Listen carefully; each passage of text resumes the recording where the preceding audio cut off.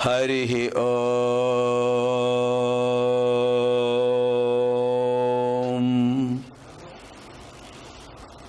ఓం.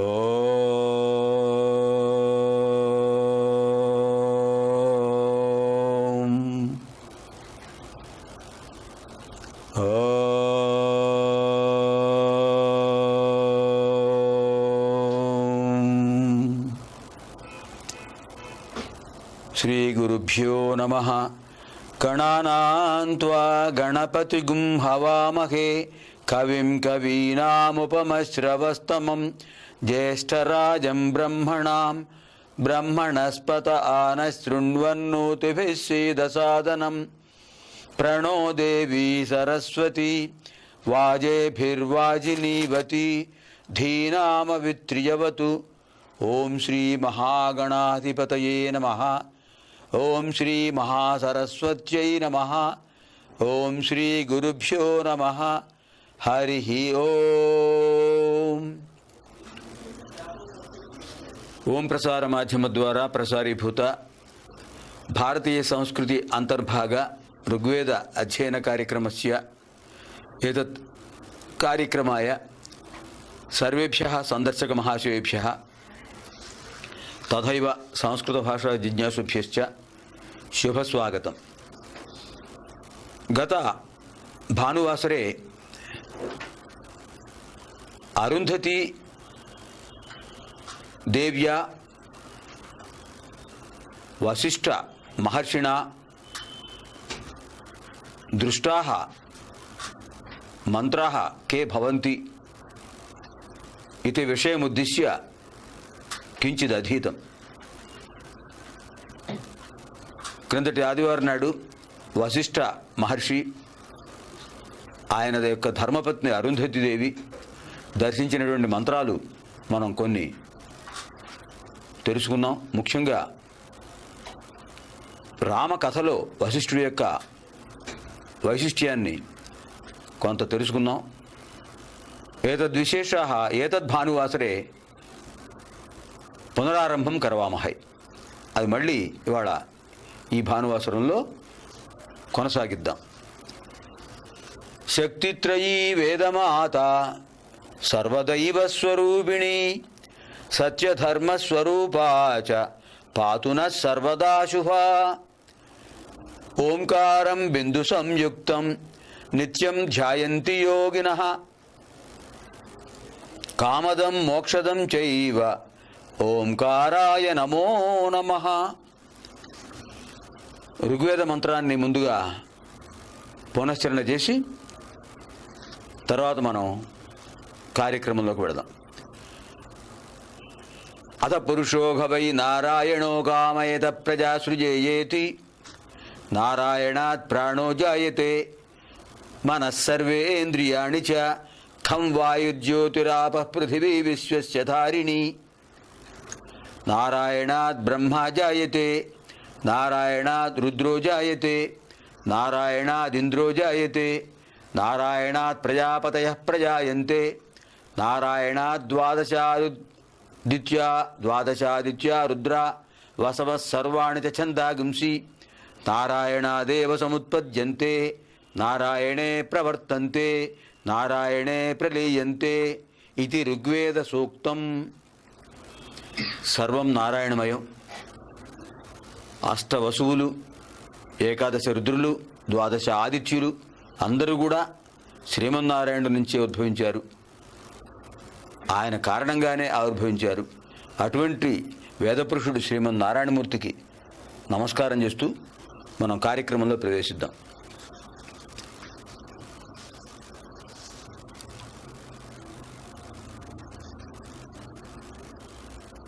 రావణాసురుడు బ్రహ్మకు మునిమనుమడు.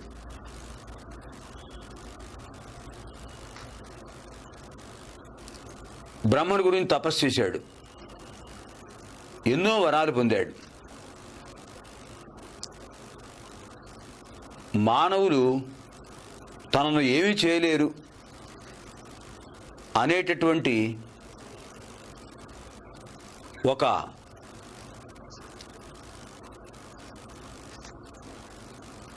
భావాన్ని మనసులో ఉంచుకుని మానవేతరుల వల్ల తనకు మరణం కలగకూడదు. దేవ గంధర్వ కిన్నర కింపురుష యక్ష ఇత్యాది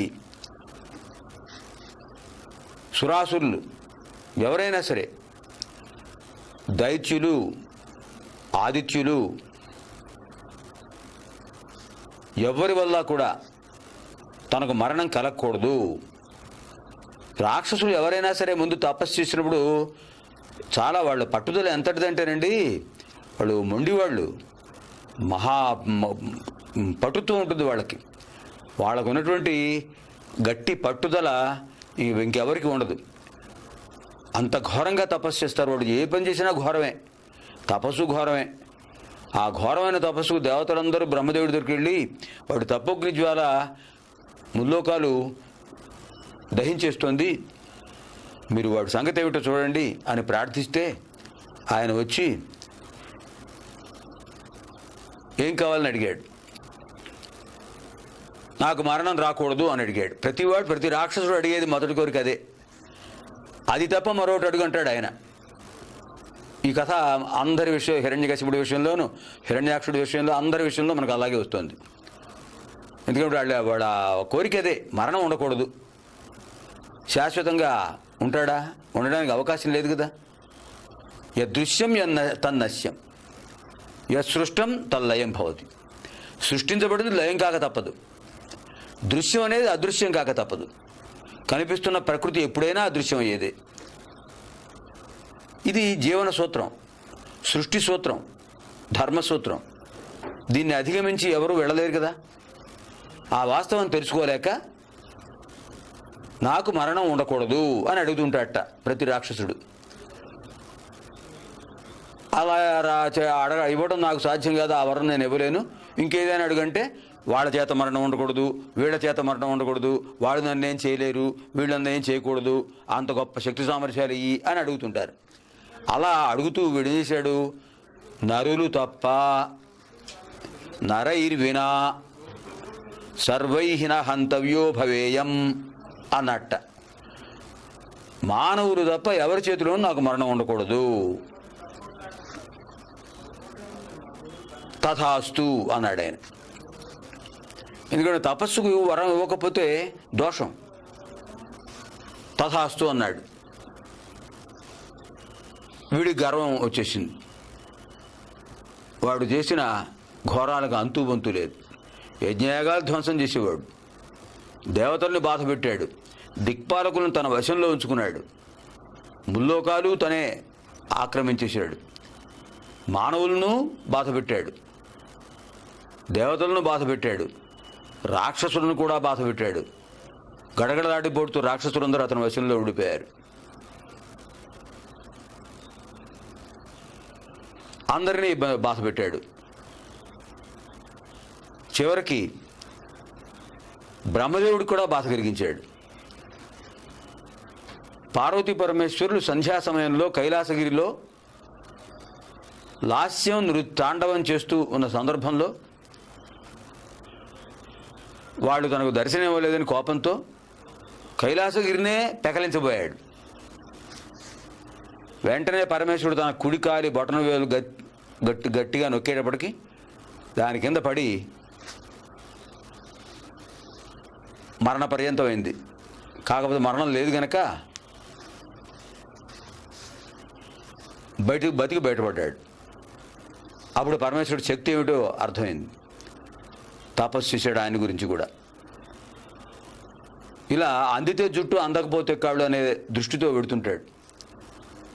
కార్తవీర్యార్జుడు చేతుల్లో పడిపోయాడు. కార్తవీర్యార్జుడు హైహయ వంశీయుడు, దత్తాత్రేయ స్వామి యొక్క పరమశిష్యుడు. దత్తాత్రేయుని ఉపాసించి ఎన్నో శక్తులు పొందినవాడు. అటువంటి కార్తవీర్యార్జునుడితో యుద్ధానికి వెళ్ళాడు. వీడిని బంధించేశాడు ఆయన. బంధించేసి కారాగారంలో పెట్టాడు. పాపం ఆ పులస్య బ్రహ్మ, బ్రహ్మదేవుడి యొక్క మానసపుత్రుడు పులస్య బ్రహ్మ వెళ్ళి, నాయనా, ఆయన మహర్షి కదండి, బ్రహ్మర్షి, దివ్యర్షి, ఆయన రాగానే నమస్కారం చేశాడు కార్తవీర్యార్జునుడు. దైవభక్తి గలవాడు కదా.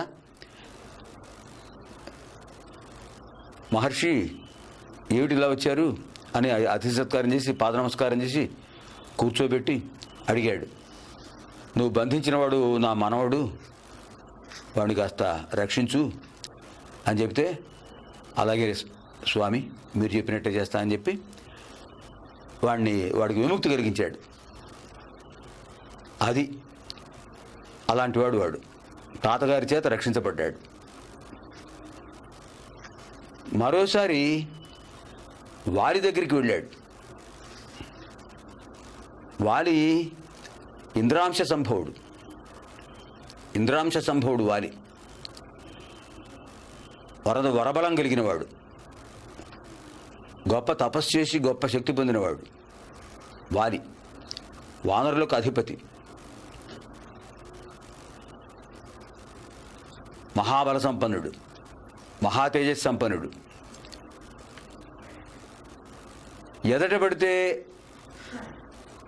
అతనితో యుద్ధం చేయడం కష్టమని, ఎందుకంటే అతనిలో ఉన్న గొప్ప శక్తి ఏంటంటే తన ఎదుట ఎవరు యుద్ధం చేయడానికి వచ్చినా కూడా వాళ్ళ బలాన్ని హరించేస్తాడు. అది దైవదత్తమైన శక్తి. అందుకని ఆయన పూర్వ దిశలో, ప్రాచీ దిశలో, తూర్పు దిక్కున పూర్వ సముద్రం దగ్గరికి వెళ్ళి సూర్య నమస్కారం చేస్తూ సూర్యుడికి అర్ఘ్యప్రదానం ఇస్తుంటే వీడు వెనక నుంచి వెళ్ళి ఆయన పట్టుకున్నాడు. అటు 10 చేతులు ఇటు 10 చేతులు కనిపించినప్పటికీ ఆయనకు అర్థమైంది, 20 చేతుల పురుగు వీడేగా, మరో క్రిమి లేదు. వెంటనే ఆయన ఏం చేశాడు, వాడెవడో దానికి తెలియనట్టుగా, అటు వెనక ఉన్నాడనే భావన కూడా కలగకుండా, అంటే భావన కలిగినట్టు ప్రవర్తించకుండా కలగనట్టుగా ప్రవర్తిస్తూ ఒక్కసారి 2 చేతులతో వాడు ఆ 10 చేతులు నొక్కేశాడు. వాడు వెనకాల గిలగల కొట్టుకుంటున్నాడు. వాడిని తీసుకువెళ్ళి అక్కడి నుంచి దక్షిణ సముద్రానికి వెళ్ళాడు. దక్షిణ సముద్రంలో మునిగాడు. సూర్యభగవానుడు నమస్కారం చేశాడు. ఈసారి అర్ఘ్యప్రదానం ఇవ్వడానికి చేతులు చాచాడు అనుకుని పడతాడు. వాడిని విడిచిపెట్టకూడదు. తర్వాత పశ్చిమ దిశకు వెళ్ళాడు.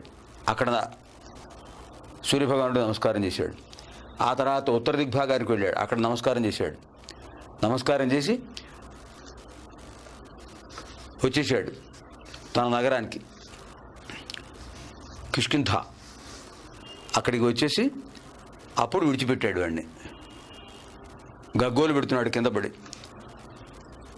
ఏంటి ఎప్పుడు వచ్చావు నువ్వు అని ఎరగనట్టుగా వాడిని అడిగితే, చావు తప్పి కన్నులు లోటపోయినట్టుగా, మహానుభావ మీతో శత్రుత్వం పెట్టుకొని నేను మీ శక్తి ఏమిటో నాకు తెలిసింది, మీతో స్నేహం చేసుకుంటానని చెప్పి వారితో స్నేహం చేసుకున్నట్ట.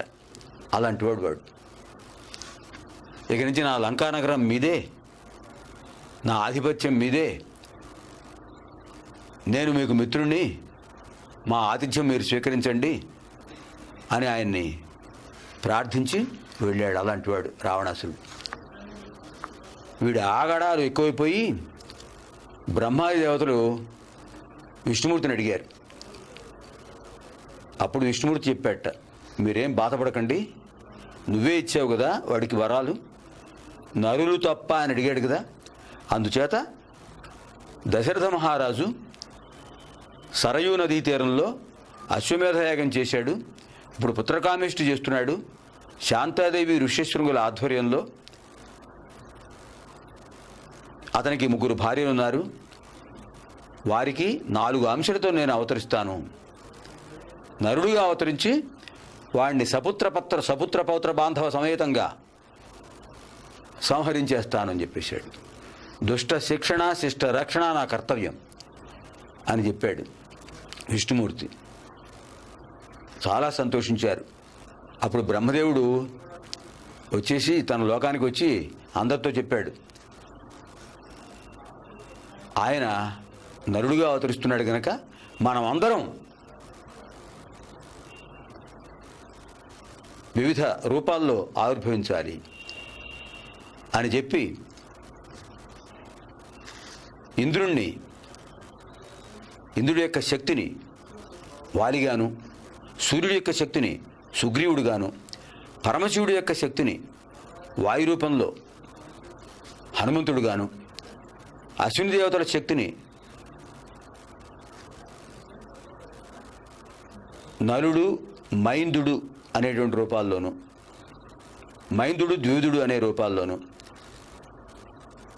అలాగే మిగతా దిక్పాలకులు కూడా వాళ్ళ యొక్క శక్తుల్ని ఇచ్చేశారు. వాళ్ళందరూ వానర రూపాల్లో వచ్చేసారు. బ్రహ్మదేవుడు ఏం చెప్పాడంటే, నేను చాలా కాల క్రితం ఒకసారి నేను ఆవలిస్తూ ఉన్నాను.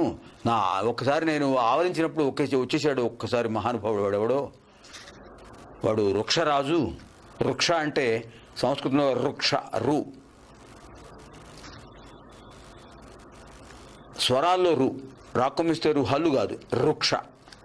ఋషి అన్నప్పుడు రు, అదే వృక్ష. వృక్షరాజు అంటే భల్లూకరాజు, ఎలుగుబంటు. వాడు నా జృంభణంలోంచి వచ్చాడు కనుక, జృంభ అంటే ఆవలింత, ఆవలింతను సంస్కృతంలో జృంభ అంటారు. జృంభణంలోంచి వచ్చాడు కనుక వాడిని జాంబవంతుడు అని నేను పిలిచాను. ఆ జాంబవంతుడు కూడా మీకు సహాయం చేస్తాడు అని చెప్పి జాంబవంతుడిని కూడా పంపించాడు.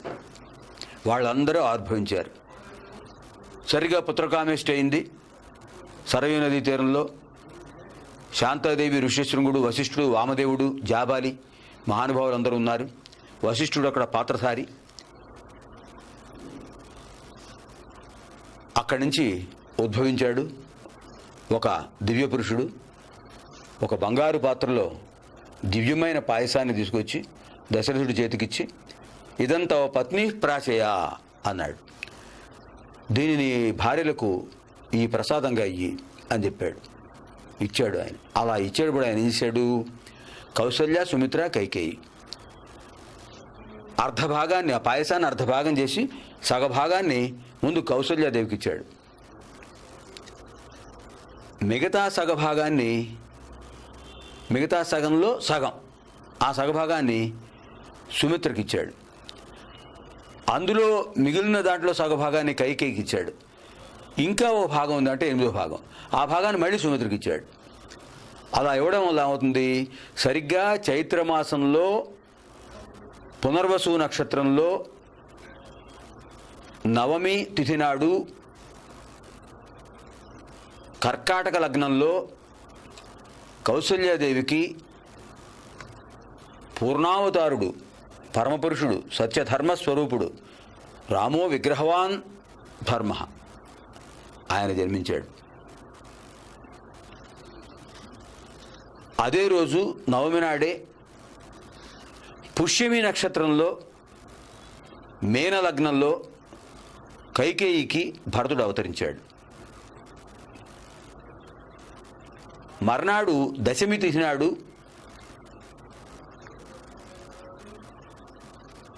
సుమిత్రాదేవికి లక్ష్మణ శత్రుఘ్నులు ఆశ్లేష నక్షత్రంలో కర్కాటక లగ్నం, అది కూడా కర్కాటక లగ్నమే, ఆశ్లేష నక్షత్రంలో కర్కాటక లగ్నంలో వాళ్ళిద్దరూ జన్మించారు. విశేషం ఏంటంటే, ఒక మాసం తర్వాత వైశాఖ మాసంలో శుద్ధ దశమి నాడు పూర్వభాద్ర నక్షత్రంలో కర్కాటక లగ్నంలో పరమశివాంశ సంభూతుడు అంజనాదేవికి తనయుడిగా జన్మించాడు ఆంజనేయుడు. శివకేశవులు ఒకే లగ్నంలో జన్మించారు, అది విశేషం. కర్కాటక లగ్నం, శివాంశ సంభూతుడు, పూర్వభద్ర నక్షత్రం, కర్కాటక లగ్నం, శనివారం జన్మించాడు, అది విశేషం. ఆయన జన్మించిన రోజు శనివారం. శ్రీరాముడు, భరతుడు, భానువాసరం, సూర్యవంశ క్షత్రియులు. ఆ రకంగా పరిపూర్ణ అవతారం ఆవిర్భవించింది త్రేతాయుగంలో. వశిష్ఠ మహర్షి దగ్గర వాళ్ళు విద్యాభ్యాసం చేశారు. వశిష్ఠుడు బ్రహ్మదేవుడి యొక్క అనుజ్ఞతో బ్రహ్మదేవుడి అనుగ్రహంతో ఎప్పుడెప్పుడు రామచంద్రుడు ఆవిర్భవిస్తాడా, ఆ పరిపూర్ణ మహాపురుషుడికి గురుత్వం పొంది జన్మధన్యత చేసుకుంటానా అని ఎదురు చూస్తూ వాళ్ళ వంశ మూల పురుషుల దగ్గర నుంచి ఆయనే గురువుగా వస్తున్నాడు. అదే కాళిదాస మహాకవి రఘువంశ మహాకవిలో చెప్తాడు, వైవస్వతో మనుర్నామ మాననీయో మనీషిణాం ఆసీన్ మహీక్షితామాద్య ప్రణవశ్చందసామివా అని చెప్తాడు కాళిదాస మహాకవి రఘువంశ మహాకావ్యంలో. సూర్య భగవానుడు సంజ్ఞాదేవి ఆ ఇద్దరి యొక్క కుమారుడు వైవస్వత మనువు. ఈ వైవస్వత మనువు ఆవిర్భవించి సూర్యవంశ క్షత్రియుల్లో మొదటివాడయ్యాడు. సూర్యుడు ఆయన గ్రహరాజు. ఆయన యొక్క అనుగ్రహంతో జన్మించిన వాడు దైవీ శక్తి సంపన్నుడు. వైవస్వత మనువు సూర్యవంశ క్షత్రియుల్లో మొదటివాడై పుట్టాడు. అతని యొక్క వంశంలో ఆవిర్భవించిన వాళ్ళు దిలీపుడు చాలామంది ఉన్నారు. వైవస్వత మనువు కుమారుడు ఇక్ష్వాకు మహారాజు, తర్వాత చాలామంది సగరుడు, వీళ్ళందరూ ఉన్నారు. ఆ వంశంలో దిలీపుడు ప్రసిద్ధి పొందాడు. దిలీపుడు కొడుకు రఘుమహారాజు కొడుకు అజమహారాజు కొడుకు దశరథుడు తనయులుగా రామ లక్ష్మణ భరత శత్రుఘ్నుడు ఆవిర్భవించారు. ఈ మంత్రద్రష్ట వశిష్ఠ దేవర్షి దగ్గర వాళ్ళు విద్యాభ్యాసం చేశారు. ఆ విధంగా ఆయన జన్మధన్యత పొందింది. ఏతద్విశేషాః వశిష్ఠస్య మహావైశిష్ట్యం ఆగామి భానువాసరే పునరారంభం కరవామహై.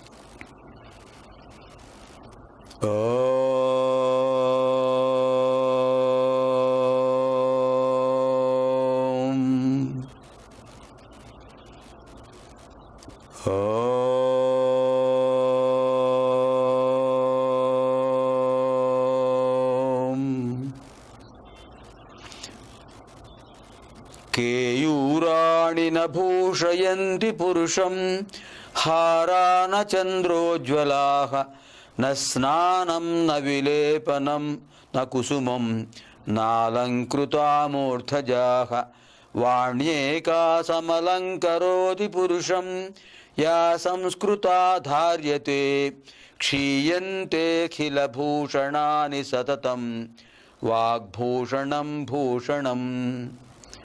సహనావవతు సహనౌ భునక్తు సహ వీర్యం కరవావహై తేజస్వినావధీతమస్తు మా విద్విషావహై.